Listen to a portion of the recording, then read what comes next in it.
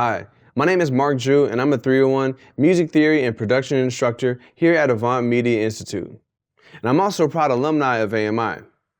And today, I'd like to introduce Avant's first Wall of Fame podcast interview. For those of you who do not know what the Wall of Fame is, the Alumni Wall of Fame was established back in 2023 to recognize the achievements of our former graduates. To be considered for the Wall of Fame, alumni must be graduated from AMI for a minimum of 2 years and be active in the audio engineering industry.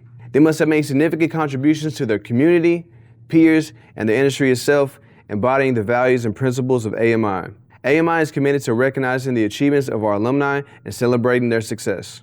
The Alumni Wall of Fame is one way we honor the contributions of our graduates and to inspire future generations of audio engineers to follow in their footsteps. Since Avant started the Alumni Wall of Fame in 2023, we have a total of 9 inductees.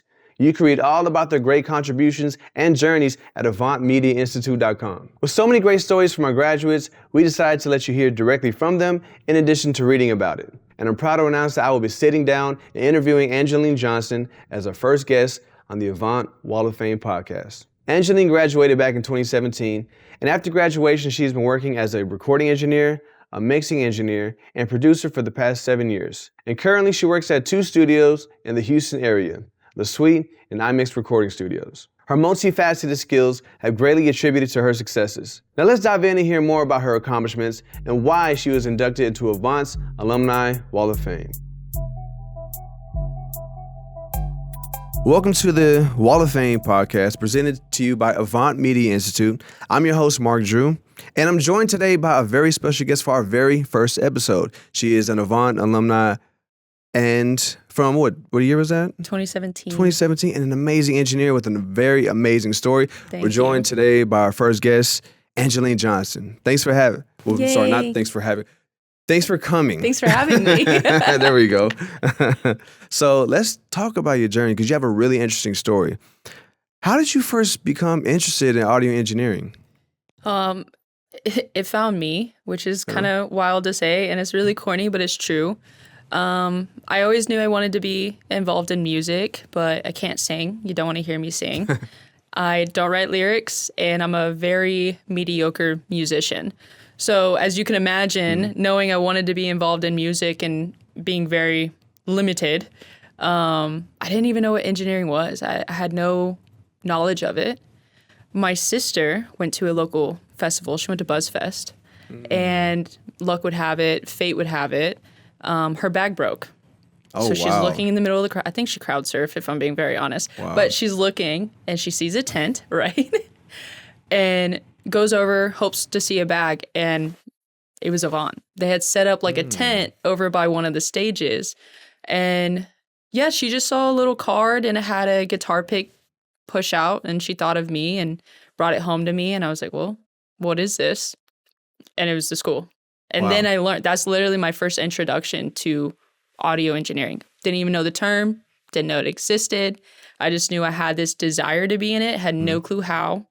And yeah, that's literally my foot in the door, was coming here. So and learning about it. Assuming she's okay now. Oh, I know she's this good. a while back. She's but still crowd surfing. Shout out to her for essentially putting her body on the line to find you a place to hone your skills. Yeah, I'm not going to give her the credit that was the intention, but that's exactly how it kind of went down. She's the older sister, taking care, looking out for me always.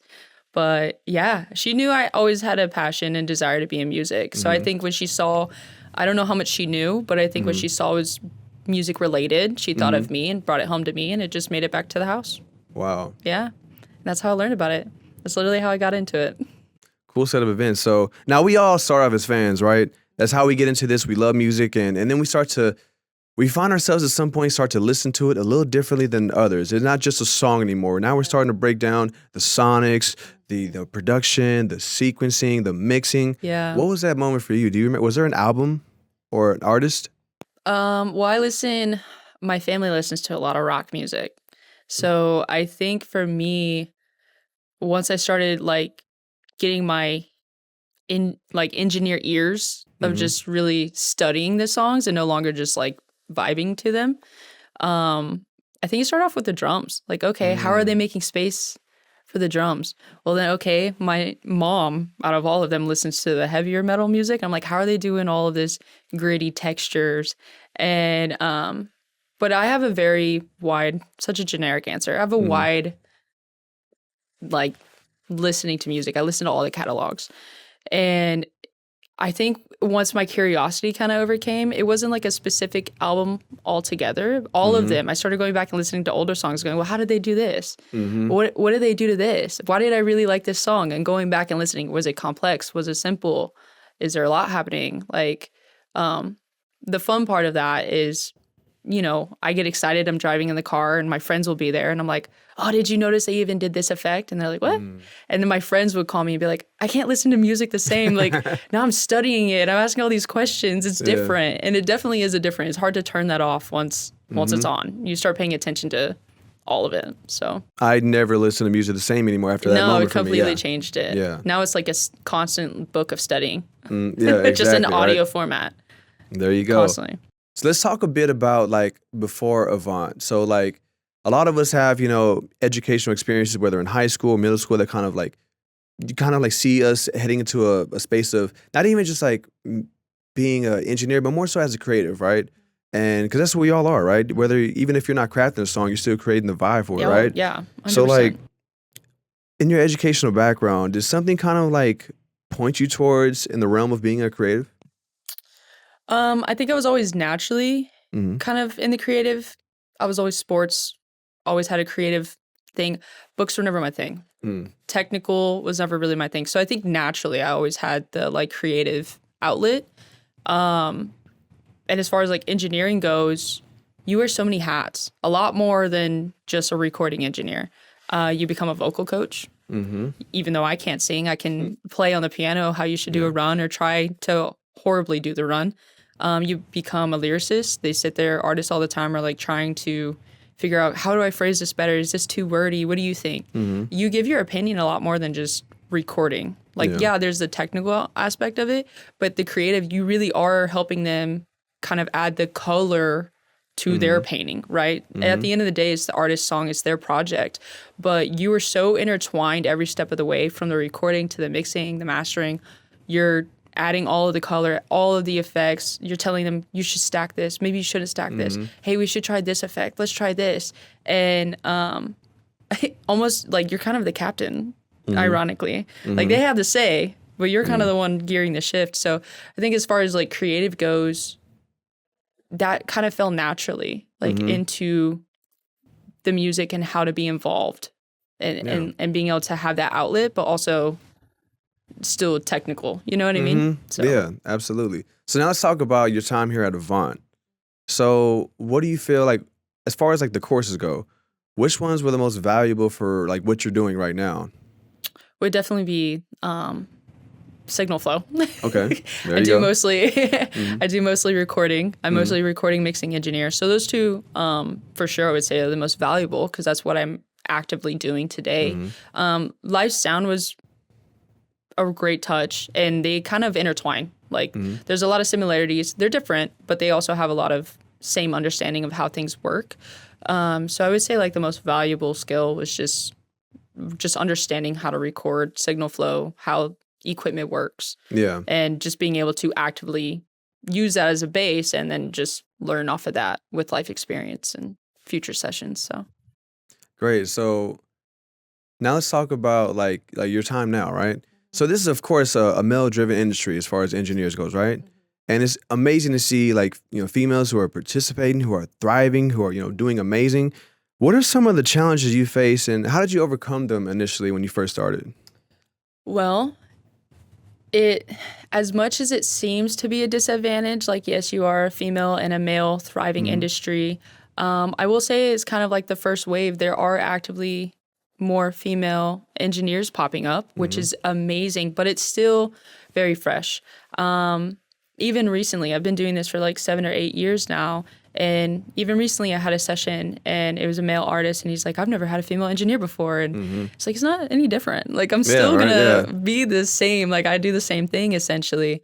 But it can be a disadvantage in a way of like sometimes maybe people assume I'll hop on a mic. I'll be an artist. Maybe I'll do an ad lib for them. It's like, no, I like being behind the computer. I like Yeah, I like there you that go. part.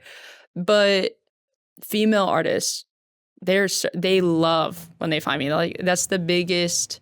It's so funny. It's like it's seen as a disadvantage, but it's also a strength. I think it's how you utilize the fact that a lot of female artists they want to be able to relate to you. They want to feel comfortable. They want to be able, and you do that just with your peers, you know. So them being able to find a female engineer they always explain to me, they're like, it's such a blessing. I'm like, I'm here. And there's more of us out here too, and there's more starting to appear. So yes, it's more male dominant, but I think there's a big shift that's currently happening right now, which is very exciting. Absolutely. I see it in my classes. So when I first started here in 2022, the latter half of the year, my first few semesters were all male students. Oh, But now yeah. I'm having like at least one in every semester, morning and night. And it's pretty cool to see. Like now I have like a couple in each class. Yeah, I think there is, and when I was attending, it was 3 of us. There's Wow. 3 of us, all in the same class, which was weird. They kept saying that was very Yeah. weird. But yeah, it's definitely an imbalance, but that's okay. We're working on it. Yeah, so it's changing. So someone with your experience, because you say you've been doing what, 7 years? Roughly, yeah. First off, congrats. That's Thank you so not much. easy to do. Yeah. Strong Yeah. will. Determined. So what would you like as far as advice for like female students or females who are looking to get in the industry? What are some like bits of advice or guidance you have for anyone looking to get started? I would honestly say, one, social media is such a tool. You can find whether it's female or male, you can find other engineers who you can relate to. So if you're a female engineer and you want to see more female engineers, and you can reach out to them. You can find them on social media. But my advice would just be to be confident. I mean, everyone's learning. That's the one thing I've learned is that you never stop learning. Everyone's constantly learning, getting new gear, new equipment, new softwares are coming out, all sorts of stuff. So just be confident. Be confident in your skills. Be confident in yourself. And at the end of the day, like, just be determined nothing's going to stop you from, like, reaching the success that you Love want. that. Yeah. Love that. That's the key. Absolutely. And you know, with being engineers, we also have to be, we're entrepreneurs, right? 100%. And the thing about it is like some people like just see it as, oh, we just want to be creative. Like, no, like just as much as you're creative, you have to be a business person. It's a business. Yes. It's an absolute business. So I want to talk a bit about how you like create balance with creativity and business acumen. Time's money. There you go. There you go. It's very short, simple, to the point. Time is money. At the end of the day, your creative outlet, you're putting your creative thoughts on someone else's project that their name's going to be stamped on. Their name's going to be the one that's shining. If people really want to look for the credits, they will, but they're going to get a lot of the credits for some of your ideas. You need to be compensated for some of your ideas, because more than likely as an engineer, if you have more experience than the artist, then you're the one that's kind of driving the whole project. And let's face it, engineer makes or breaks a whole song. Absolutely. So if you're the one that's putting it all together and making it even better than what it was, which is your job, you should be compensated for it. So time is money. Yes, it's creative, and that's the cool part. You're being compensated for being creative. Get compensated. Yeah, and it's refreshing to hear that, because you know, like we always tell people, I always tell my students, know your value. 100%. And with that means, you know, we take risks, right? We work more than most people work. Yeah. And we do stuff that people think is just like insane, Odd hours, right? Odd hours, Right? around the clock. So like, what are some of the risks that you've encountered, or the stuff that have paid off and you weren't quite so sure? Maybe there's people telling you like, I don't know if you should be doing that, because we all get that, right? People who don't understand, they just won't until they do it. Right. Well, I mean, let's face it, there's going to be people who just don't understand how the music industry works. So there's the stigma of like, oh, you work in music. Like they just think you're, you know, not seeing any form of success. You're not making any money or anything like that.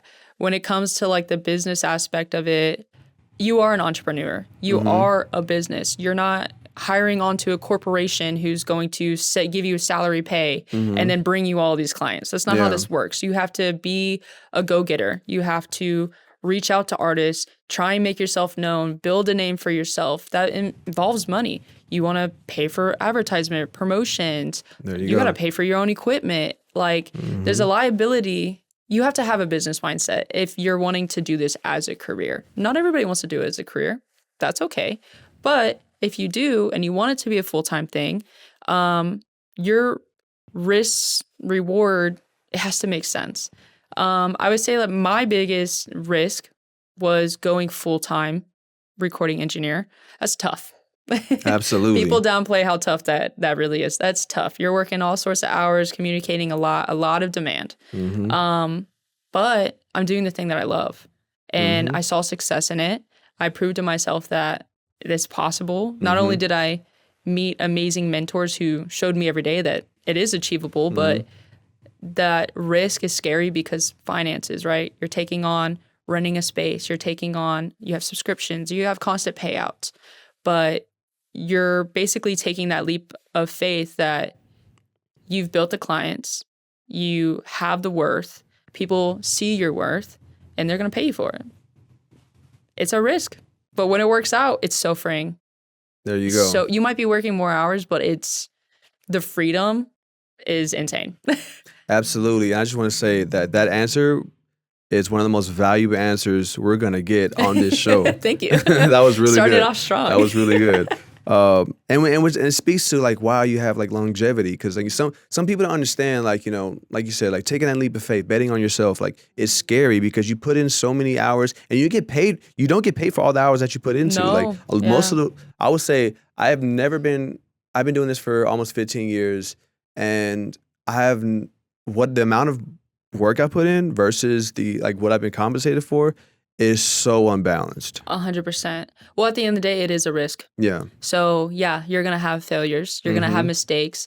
Maybe you didn't take a deposit up front and then they don't pay for the project you finished and they run away with it. Those things happen, but that's where you learn. You learn, you're like, okay, we're going to start taking deposits. Absolutely. or Absolutely. Okay, maybe this business move wasn't as rewarding as I thought it would be. That's the risk aspect of it. But if you want to stay current, longevity is constantly trying new things, constantly trying to stay relevant, and learning from your mistakes and others' mistakes, communicating, finding mentors, finding peers, people that you can run ideas off of. You know, maybe they've tried it and it didn't work and they can save you that mistake. Or maybe they haven't tried it and it does work and now you just helped a peer. Like, as much as, we're independent entrepreneurs, we also have to like support one another. You know what I mean? It's not everyone's a competition. Like, everyone can help you, whether it's learning or just being able to talk to someone who understands and relates what you're trying to do. Music's super popular. Not everyone understands how it works. They don't get it. You need to have peers who can teach you. So let's talk about, like, on this journey, what are some of the pivotal moments in your career where you had to adapt to like significant changes going on? So there's a lot going on right now. Yeah. There's so much. I don't even know where to start with that. So, I mean, as far as like the transition, TikTok exploded. So trying to hop on that and get known on there, that was a big transition. Artists, I've had artists who have now blown up because of TikTok. So seeing the success of that and not being stubborn and thinking it's a dancing app, like actually people have to dance to music. Let's be realistic here. Absolutely. But also if you want to talk more technical, like spatial audio, Dolby Atmos, the industry's going to continue to change, and just trying to stay relevant on that can be tough. I'm not going to lie. It definitely can be tough. But I lost my train of thought. I don't even know what we're talking about. Well, when you bring up social media, I just want to say, like, I've took a look, I followed you for, quite some time now. I've seen you through the Avant Alumni, and you do a great job I always tell my students, make sure, like, essentially, no one asked me for a business card ever. They asked for my Instagram and TikTok. 100%. And you do a great job of doing the main two things. People know who you are and what you do. You are your biggest voice. You're your biggest supporter. You have to be. And with any business, any entrepreneurship, you have to truly believe in yourself and you have to be proud of what you do. If I were to stay quiet and not post on social media, no one would know I exist. This whole industry is kind of word of mouth. Yeah. Artists will work with you, then they tag your page. Someone who's also an artist that might know them go, who is this engineer? And there you go. Now you have a new client. Yeah, constantly posting. I mean, it can get tiring. I'm not going to downplay that. It does get frustrating at times. Because also, if you're working, your back's towards the camera half the time. Yeah. When it comes to content wise. So trying to like make it interesting and entertaining for people can be challenging. But it brings so much success. It helps you with just promotion. So like constantly posting, whether it's the song you're mixing, a song that's been released, or just a session, or just being like, hey, I'm here. People see it. They need to see it. They have to see it. That's the only way they find you. Absolutely. I mean, you said it. Let's talk about like, well, on the subject of like networking, right? And you can do it either in person or, most people do it through social media. Right. Both can be effective depending on, I always say like if you're going out, like make sure it's with purpose. Yeah. Don't just go out to somewhere like, I used to do networking the wrong way. I used to go with a bunch of like artists and producers and it would just be the same people every week. Like, all right, like I think we know each other. Like let's try to find other places. And so that's kind of morphed into like being super strategic. Like, all right, who's gonna be there? Listen, what are some of the people I want to meet? And getting and make sure they know who I am and what I do, right? Yeah. I mean, as your artist, when they're doing their first show, they put yourself in their shoes. They don't know how many people are even gonna show up. They don't want to have an empty venue. So showing up to those things, one, you're showing the same support your artist is giving you when they come to you with recording. But two, the likelihood of other artists, other producers, other engineers, somebody somewhere involved in music are going to be there. Even the venue coordinators are there, and they are great people you want to be in contact with because there's live sound. Maybe they need a live sound engineer and they say, hey, can you do it? Sure. But I agree with that. I think like trying to constantly show up and be around different environments is kind of old school. You got to show your face. With social media, things can get a little bit, people don't really care. They're fast intentions sometimes. So sometimes old school way, being able to make that in-person connection can go a lot farther than them seeing a cool post that they're going to forget in like 10 scrolls. So, but they'll remember the hug or like whatever y'all bond on, Absolutely. So, yeah, always trying to go out. If you support your artists that are also supporting you, you're going to keep meeting more people. So, I have a lot of students who always ask, like, because they see me on camera and they're always like, how do you? I'm still trying to get over like being uncomfortable in front of a camera. Yeah. So like, what are some tips or advice you have for people who struggle with that? Maybe let's see if we have the same answer. I'd be lying if I said I don't struggle with it sometimes too. But have either one of two things. Have an idea of what you're going to record so that there's a purpose of the recording. Because let's face it, if you don't, you could ramble for an hour and then have no content that's worth saving. Yeah. So having a goal of what you're going to post. But two, sometimes it's not that complex. It's literally just posting. So if it's you in front of the studio monitor, whatever, just show that you're there. Maybe it's you setting up the equipment. Your repetitive habits can be postable. Yeah. People want to see, how do you set up the booth? How do you mic the line? How do you, they just want to know, they want to see it all. Everything's postable. Don't overthink it. Just do it. There you go. Just do it. Yeah, we have the same answer. Like, because a lot of like their concerns, like, man, I mess up a lot. I was like, dude, I mess up. Like when I first, and I've gotten a little more comfortable now, but when I first started, I messed up a bunch. But it's like a recording. Like no one's going to hear the 40 times you didn't hit the note. They're going to hear the one time you did. Absolutely. Yeah. Absolutely. It's one of those things of, in order to grow, you have to do what's uncomfortable. And if social media is clearly a key in this industry, you're going to have to get over that and start posting on social media. There you go. And being comfortable being in front of the camera at least a little bit for your page. Yeah. So at least. Yeah, there you go. Let's talk a bit about like how things have changed from when you first started till now, right? So let's talk about like the day-to-day work of an audio engineer. How has that changed since you first started, or has there been any changes? I mean, yeah. Yeah. There have been changes. I would say just learning how to be better with my time management, being more productive within my time. Obviously, my skills grown, so I've become quicker, so I can take on more work, but also being a bit realistic of time frames, right? If artists are coming in recording a whole album and then they want to know, can I have it by the next 4 days? No, probably not. I probably have a bunch of other mixes I have to do before yours.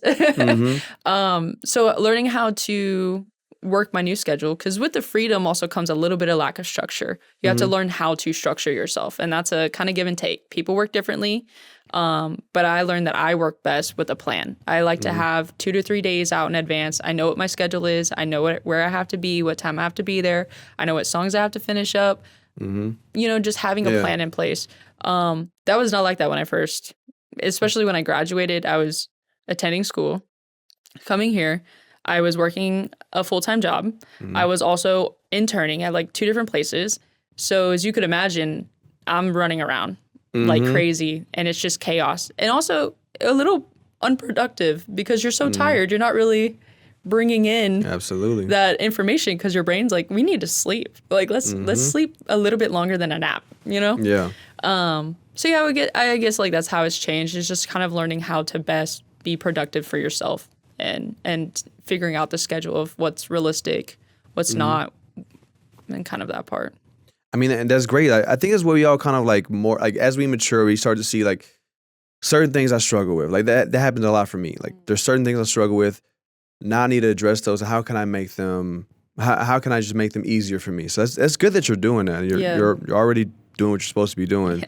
Well, the quicker I can get things back to the artist, the more money I make and the more project and time I have for myself. So to continue to keep working with other people.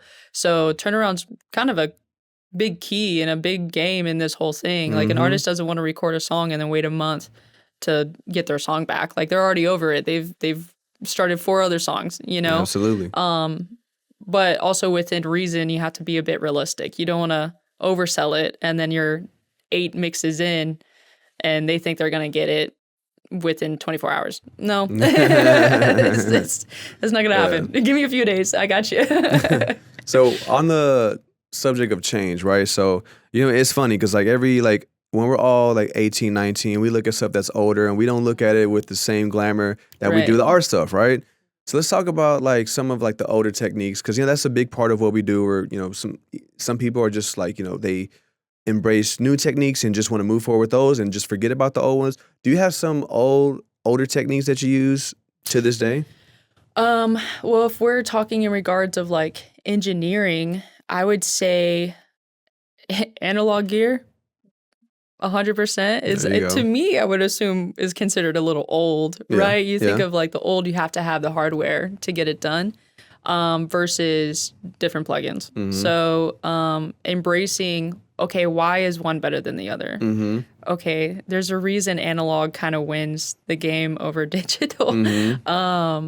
So I would say like that as far as like older techniques is just trying to get your hands on some of the older equipment. There's a reason people, a mass majority can agree that music back in the day was a little bit different than it is today. Yeah, absolutely. And it felt different. It sounded different. And so why?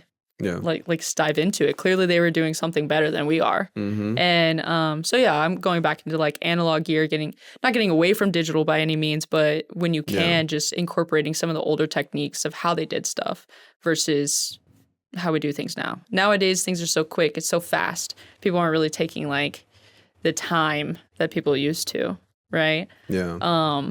So yeah, digital could be a little more convenient if you're moving around from place to place. But if you have the time, going more analog, even just back to the networking, meeting face to face versus just all over social media, those are game changers. There's a reason it did work. Yeah. And it still does. Favorite piece of gear?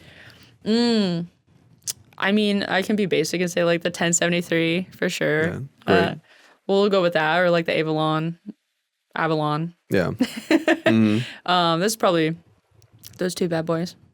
That's not a bad chain at all. They'll get me where I need to go. Absolutely, and sound great doing it. So speaking of that, have you had the chance to collaborate with any alumni? Yeah, actually, I was able to work with one of the 3 girls I mentioned that were in my class. She was a rapper. So I actually was recording her a lot. We did a lot of songs together. One of them was on like a radio show. Nice. One of those things where you vote, you know, that was really cool and also very exciting so early on. two other people. I worked with Devon, who was in the class the year before me. He was actually the first graduating class, and such a talented musician. He would come in and we would produce together all day long. And he went on to do some really cool things, and he would come back and I'd get to hear all about it, like a little kid in a candy store going, so what happened? Then what happened? That was a lot of fun. Also very educational, which was neat. And then another student here reached out, had a studio, and I started going there all the time. In fact, I started running sessions out of there for a good amount of time. He went on to do some really cool, bigger and better things as well. But yeah, the community here, that's just kind of going off of everything we've talked about, is the community, even just attending this school, the other students, the mentors, the instructors, everyone here is involved in music in some sort of way. Yeah. So if you don't even have a community or know where to start within your class. They're most likely going to be a musician or an artist who need help recording. And they also have the patience to let you figure it out because they understand what's happening. So Absolutely. Yeah, I've worked with quite a few of them. No big songs came out of it, but cool experiences, great relationships, great contacts as well. It's a great place to start. So I tell my students, like, work with each other. Start with each other. Yeah, you are in your network. Keep going. Let's reflect a bit about your journey in its entirety. Now, if you could change one thing about your journey as an engineer, what would it be? I would say I wish I was a little more aggressive with some of the opportunities that were kind of dangled in front of me. I wouldn't say they were given to me, but they were dangled. I wish I would have fought for them a little bit harder. There were some that, like live sound, initially, I got to work with some amazing people, amazing gear, and I don't name drop, but some really big names. And the fact that I was able to be involved in that so early, it was like right after graduation. That's amazing. That's insane. Yeah. People work years to try and even be in the same foot. And I had big people coming in and out all the time. But it was live sound and my interest was recording. So I shut that door a little bit too early. I wish I would have kept that going. But I think it would have been also just like confidence of understanding that it's okay to maybe not know as much as your peers. Don't be shy about it. Ask the questions. Sometimes I was taking photos of certain analog gears I've never seen before and going home and watching YouTube videos when the person who knows how it works is sitting in front of me. But I was too embarrassed to like look dumb. You know what I mean? Like you want to feel and get the same respect. But nowadays, communicating with everyone, meeting all the people, I wish I knew back then that people don't really judge. Like if you don't understand something, they don't sit there and think, oh, it's because you don't know what you're doing. They just go, okay, you just haven't experienced this specific piece of gear or whatever it is. So yeah, I wish the only thing I went back is just being a little more confident, a little more of a go-getter, and open-minded. I can work outside of just recording. I love it. I mostly do it. But live sound is a big gig. That's a really big gig. all the time. Yeah. And my foot was in that door and I closed it. I did that to myself. Live and learn. Won't do it again. There you go. Won't do it again. That's good because some people are just gonna have those experiences where they feel like they lost out on things, but it's good that you like are still thriving, you're still doing great. Yeah, absolutely. Yeah. So we talked about some of that. Now, what is your perspective on the industry and how's it changed from when you first started to now? There's some things like you wish you would have known, or how studios work. Like big time old school studios. I was under the impression that it was kind of like a corporate gig. You say, hey, I have this skill, and they'd hire you and bring you your clients. That's not how that works. Unfortunately not. Sadly, that's not how, maybe back in the day, but that's not how it works nowadays.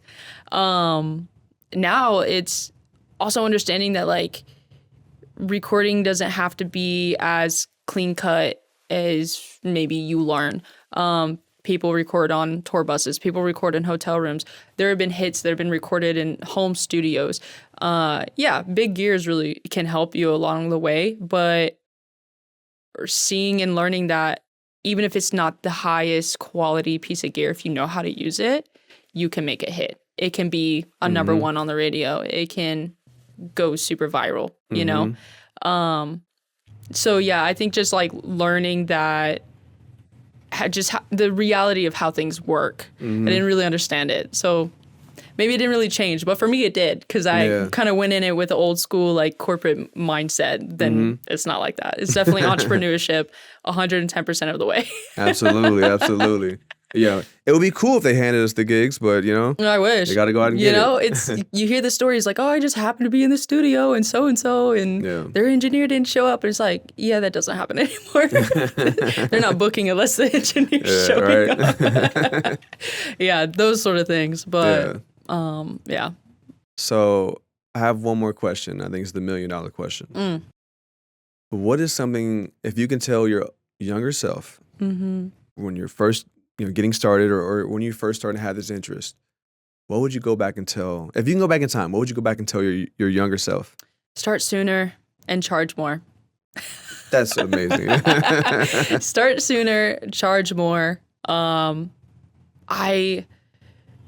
I was so new to it, kind of had an internal guilt of like, I probably shouldn't charge X amount of money for my sessions. So I was giving people great deals. I mean, did it get the experience under my belt? 100%. But I was totally worth, even at that time, a lot more than what I was valuing myself with. So yeah, just start sooner. I wish I could have just been like, hey, this is a whole career path that you don't even realize happens. Because if I would have known about it when I was in junior high school, I would have started back then. Yeah, right. Like I was looking for the answer. I didn't know what it was. So yeah, I just go back and be like, by the way, this is a career path.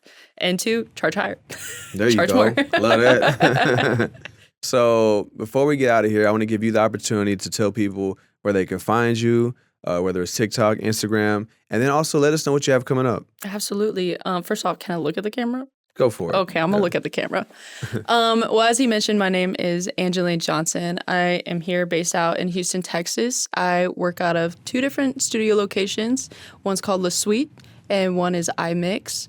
And first, I have to give a shout out to my mentors. They're amazing. I just have to take the moment. Mixed by Brandon, Bruce Bang. Y'all are my favorite people ever. Keep answering your phones. I really appreciate it. My clients also really appreciate that. My Instagram is Angeline did this, because I did it. It's out there. It's pretty straightforward. Feel free to follow me, reach out to me on that. I'm open. I've had other engineers, they just want to come watch how I run sessions. So whether you're an artist, a producer, a musician, or an active engineer, someone who wants to get into it, I'm open. I'm willing to be very helpful, and I don't gatekeep. We'll put it that way. That's incredible. Yeah. Thank you. I didn't get to. Bruce was my when I first started. He was like, why I'm so like.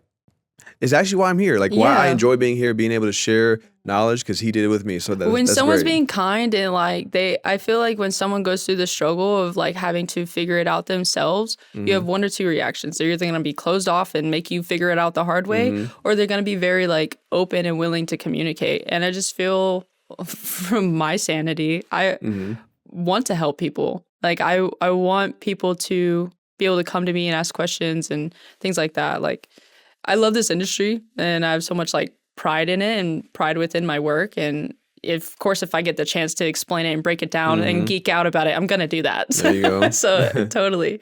Projects wise, I'm always working on stuff. So constantly every day you need new music. Hit her Just up. look at my page. Hit her I up. got tons of it.